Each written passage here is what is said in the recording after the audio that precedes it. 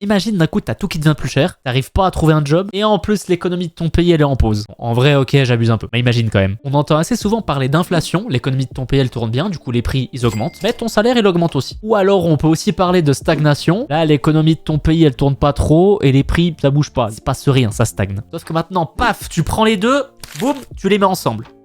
Oh, paf, ça fait des chocs. Quand on parle de stagflation, c'est quand les prix de manière générale ils augmentent, sauf que ton salaire il augmente pas, même carrément tu te fais licencier ou tu trouves pas de taf. Et en plus l'économie de ton pays elle stagne. Ouais, pour résumer, c'est la merde. Bon après, c'est pas une situation très fréquente, hein. Ça arrive pas comme ça, il faut quand même qu'il se passe un truc qui a un gros choc. Genre par exemple un choc d'offre négatif.